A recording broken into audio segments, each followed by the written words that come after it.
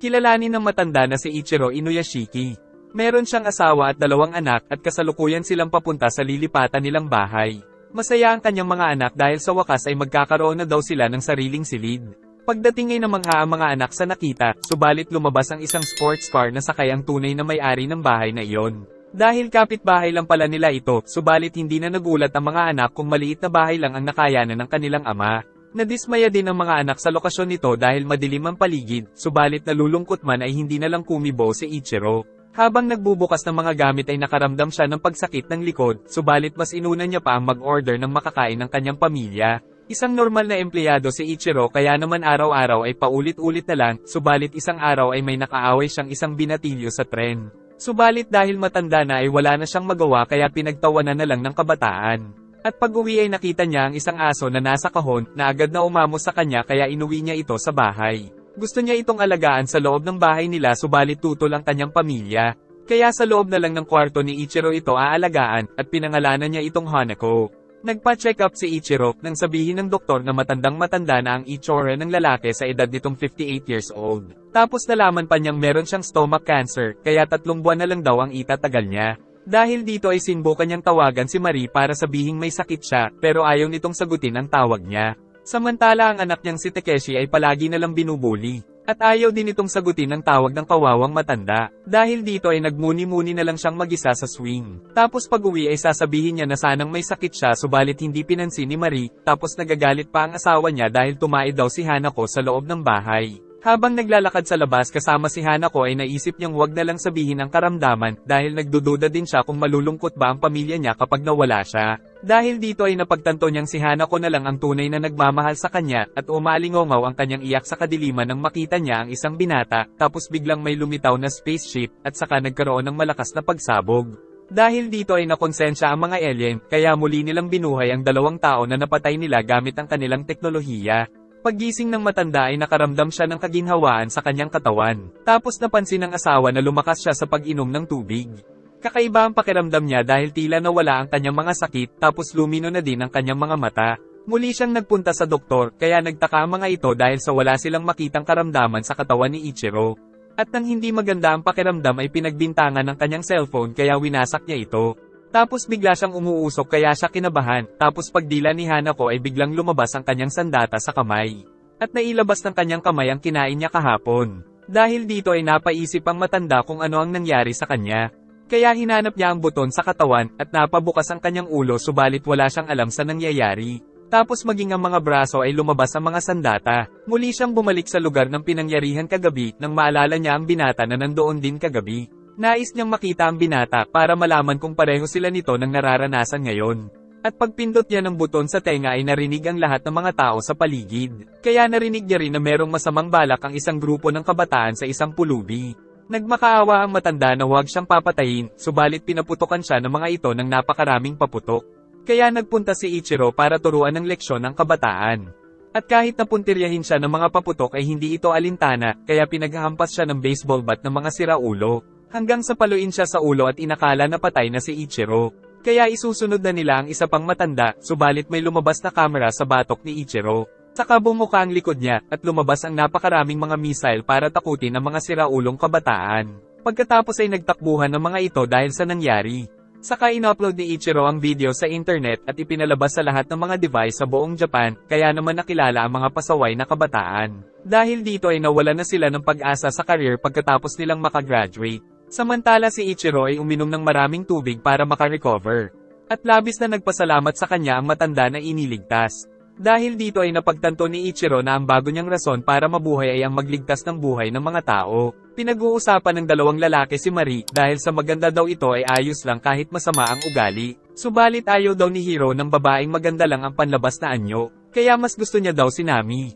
Tapos napansin pa niyang hindi pumasok si Choco dahil umano sa nabugbog na naman ito kahapon ng mga bully. Pag-uwi ay dumalaw si Hiro sa kaibigang si Choco kung saan nagkwentuhan sila tungkol sa mga paborito nilang manga. Saka ipinakita ni Hiro na hindi na siya isang tao, kundi isang machine. Natakot si Choco, subalit naintriga din siya kung anong tricks ang ginawa ng kaibigan para magawa ito. Kaya ipinakita ni Hiro na may kakayahan daw siyang barilin ng isang uwak gamit lang ang kanyang daliri.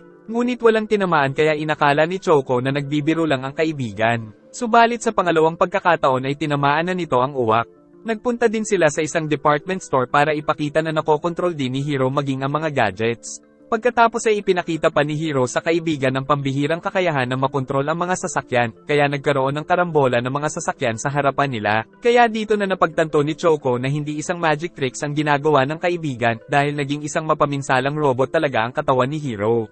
Subalit sa kabila nito ay nasa katinoan pa rin ang pag-iisip niya kaya hindi daw niya sasaktan ng kaibigan. Kaya iminungkahi ni Choco na maging isang bayani si Hiro, subalit ayaw ng kaibigan. Sa halip ay sinabi ni Hiro na papatayin niya ang mga taong mambubuli kay Choco. Subalit pag-alis ni Hiro ay hindi pa rin makapaniwala si Choco sa mga nangyayari. Bago umuwi si Hiro ay pumili muna siya ng bahay na papasukin. At walang awa niyang pinatay ang isang babae. Pagkatapos ay tinadtad niya pa ito kahit patay na. Pumasok siya sa banyo at nakita ang mag-ama. Pinagbanta niya ito na papatayin gamit ang kamay subalit hindi ito naniwala, kaya binaril nito ang gilid ng kanyang tenga. Kaya pinrotektahan na lang niya ang anak ngunit hindi pa rin siya pinatawad ni Hiro hanggang sa madaganan ng lalaki ang anak niya at malunod ito. Pagkatapos ay nakaramdam si Hiro ng kaginhawaan. Dumating din ang anak nilang babae at nang makita ang nakabulagta niyang ina ay wala nang nagawa ang dalaga kundi ang umiyak. Inalok niya ng pera si Hiro para hindi siya patayin, subalit hindi interesado si Hiro. Sa halip ay tinanong niya kung ano ang paboritong manga ng dalaga. Nang sabihin itong One Piece ay natuwa si Hiro, subalit dahil naiiyak ang dalaga ay hindi sila makapag-usap ng maayos tungkol sa One Piece. Kaya naman sinugat nito ang palad ng dalaga, samantala narinig ni Ichiro ang paghingi nito ng tulong. Kaya agad na lumabas ang matanda para iligtas ang dalaga. Nagawa ng dalaga na makatakbo mula sa killer, subalit naipit sa traffic si Ichiro, kung saan rinig niya na pinatay na ni Hiro ang dalaga. Pagdating niya ay napaiyak si Ichiro sa nakitang karumal-dumal na pagpatay sa isang pamilya, subalit nandoon pa pala si Hiro. At pagkabaril ay tumalsik si Ichiro pero walang dugo. Kaya nang aalis na sana si Hiro ay nagulat siyang muling bumangon ang matanda. Kaya agad na lumipad si Hiro para tumakas at dito ay napagtanto na ni Ichiro na pareho silang naging robot ng binata. Kinabukasan ay nagsisisi pa rin si Ichiro dahil hindi niya nailigtas ang isang pamilya lalo na nang makita niya ito sa balita.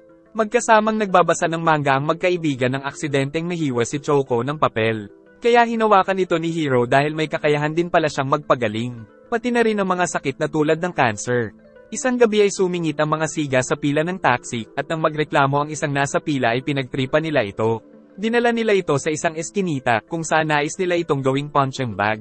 Handa daw magbayad sa kanila ang lalaki, subalit nais talaga siyang patayin ng mga ito. Kaya naman iyak na nang iyak ang lalaki nang dumating si Ichiro at sinabing siya na daw ang bahala sa mga siraulo. Subalit pinagtawanan lang ng mga ito si Tatang.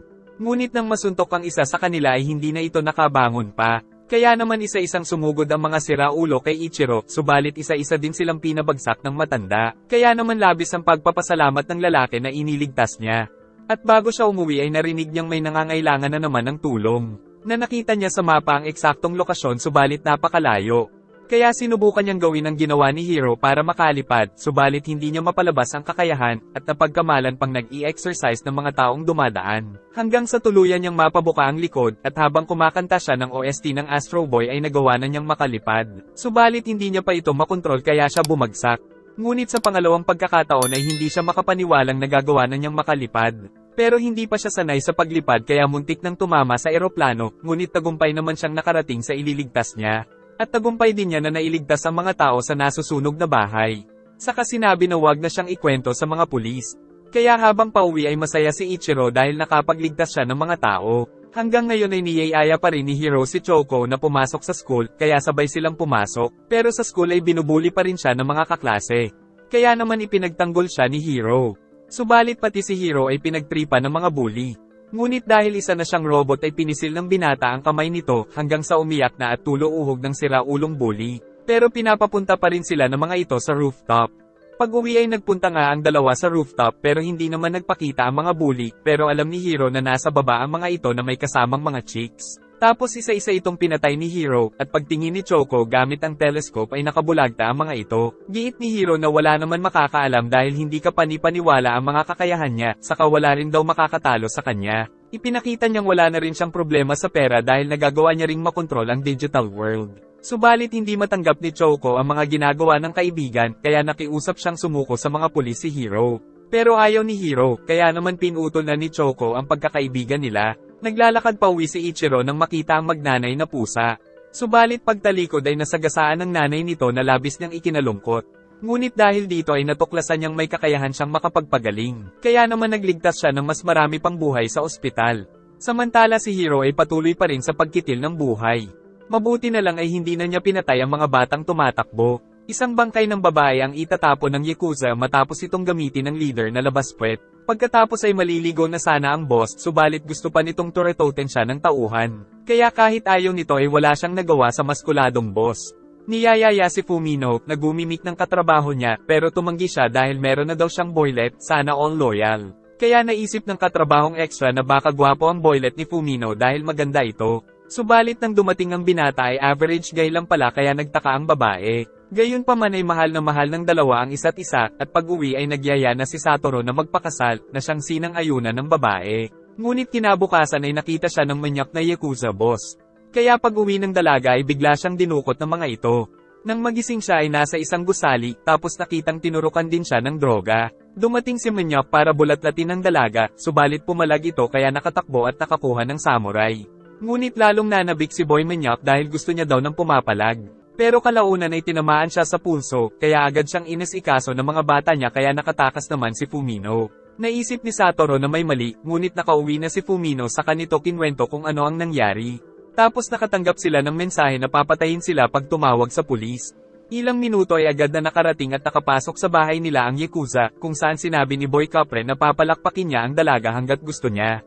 Nakiusap si Satoru na magbabayad na lang ng sapat na salapi, subalit walang pakialam ang Yakuza sa pera niya. Saka siya sinakal hanggang sa bumula ang bibig at mawala ng malay, nang biglang tumalsik ang kasama nila. Dahil dumating pala doon si Tatang para iligtas sila. Pinagtulungan nila si Ichiro subalit wala silang laban sa robot niyang katawan. Tinuhad siya ni Capre subalit nayakap niya ito, at nang nasasaktan na si Boy Manyak ay pinagbabaril niya ang matanda hanggang sa mawala ng malay. Nagising si Ichiro subalit wala na doon ang Yakuza, saka nakitang patay na si Satoru. Ngunit hindi pumayag ang matanda, kaya ibinigay niya ang lahat para mabuhay ito. Samantala nasa isang meeting ng mga boss si Boy Capre nang muling nagkamalay si Satoru. Iyak nang iyak ang binata dahil wala daw silang laban sa mga Yakuza, kaya tumawag si Ichiro at sinabi kay Capre na magpupunta daw siya at puputulan ng pototoy ng mga Manyak. Lumipad na ang matanda, saka naglanding sa loob. Tapos binanata ng mga bantay hanggang sa makarating sa mga boss. Nagtoos ang dalawa, subalit pinagbabaril lang siya ng boss. Subalit muli siyang bumangon kaya nagsuntukan silang dalawa kaya bumalentong ang Manyak na boss. Subalit kahit nakahiga na ay nagbabanta pa rin ito nang dumating ang mga kasama at pinagraratrat ang katawan ng bidang matanda. Ngunit biglang lumabas ang mga sandata ni Ichiro, pagkatapos ay nag-autopilot siya at pinagbabaril ang lahat ng mga mata ng mga masasamang Yakuza. Paggising niya ay nakitang buhay pa naman ang ilan, subalit mga bulag at pilay na ang mga ito bilang parusa sa kanila ni Ichiro. Pagkatapos ay pinuntahan niya si Fumino para sabihing buhay pa ang kinakasama niya. Pagkatapos ay lumipad sila para agad na makauwi ang dalaga sa kanyang minamahal na si Satoru. Kinabukasan nakita ni Choco sa balita ang nangyari sa Yakuza, kaya inisip niya na baka si Hiro ang may kagagawa nito. At pagpasok sa school ay usap-usapan naman na sila Choco at Hiro daw ang pumatay sa apat nilang kaklase. Pag-uwi ay nag-search si Choco tungkol sa mga krimen na ginawa ni Hiro, subalit ang nakita niya ay ang mga pasyenteng himalang gumagaling, kaya naisip niyang baka may iba pang katulad ni Hiro. Kaya nagpa siya siyang hanapin kung sino man iyon para tulungan siyang pigilan si Hiro. Saka naalala niya na sinabi ni Hiro na napakalakas ng pandinig nito, kaya nagkunwari siyang nangangailangan ng tulong. Hanggang sa dumating sa labas si Ichiro, kaya hiningi ni Choco ang tulong ng matanda para mapigilan ang kaibigan. Ngunit matagal na talagang hinahanap ni Ichiro si Hiro. Saka nakumpirma din ni Choco na ang mga himala at pagliligtas na nagaganap ay si Ichiro ang may gawa. At pagkatapos mag-usap ay umuwi na ang matanda. Sa kabila ng mga nababalitaan ay ipinagtapat pa rin ni Shian ang nararamdaman kay Hiro, subalit nagpasalamat lang ang binata saka umalis. At pagpunta ni Hiro sa bahay ng tatay niya ay nagdiwang ng kaarawan ng kanyang stepbrother, pagkatapos ay nanood sila ng movie. At pag-uwi ay sinabi ni Hiro sa nanay niya na masaya daw ang tatay niya sa pamilya nito. Samantala lumilipad sila Ichiro at Choco, nang malaman ni Choco na anak pala ni Ichiro ang kaklase niyang si Marie. Saka nagpunta sila sa abandonadong lote para praktisin ang mga kakayahan ng matandang robot. Nabuksan naman ni Ichiro ang kanyang sandata sa kamay, kung saan nakatira siya ng mga missile na labis na mapaminsala. Ipinagtapat ng nanay ni Hiro na may sakit daw siya na pancreatic cancer, at isang buwan na lang ang taning na ibinigay sa kanya ng mga doktor. Kaya ibinili niya na daw ang pag-aaral ni Hiro sa tatay nito kung sakaling mamatay na siya. Subalit sa totoo lang ay ayaw talagang mamatay ng kanyang ina kaya pinagaling ito ng anak. Kinabukasan ay tumawag ang nanay ni Hiro dahil himala daw na wala na siyang sakit. Kaya pag-uwi ng binata ay masayang-masaya sila. Saka may good news pa si Hiro dahil meron daw silang 3 million yen na kinita niya sa trading, kaya makakalipat na sila sa magandang apartment. Nag-aalala naman ang nanay niya, subalit pinagre-resign pa siya ng anak sa trabaho dahil si Hiro na daw ang bahala sa kanila. Magkasama muli ang dalawa sa ospital para magpagaling ng mga pasyenteng kritikal ang kondisyon. At habang pinapanood si Ichiro ay napapaiyak sa kaligayahan si Choco. Dahil kalaunan ay bumangon na ang batang kritikal ang kondisyon. Laging nasa headline ng mga balita ang mga pagpatay na ginagawa ni Hiro subalit hindi pa rin alam ng otoridad na siya ang salarin. At dito ay labis na namuhi ang kanyang ina sa killer. Kaya natanong ni Hiro na paano kung siya ang killer. At ang sagot ng ina ay magpapakamatay daw siya kasama si Hiro kung siya ang killer. Usap-usapan na sa school ang mga pagpatay, subalit si Choco lang ang nakakaalam na kagagawa nito ng dati niyang kaibigan. Kaya bago matulog si Hiro ay nangako siyang hindi na siya kikitil pa ng buhay.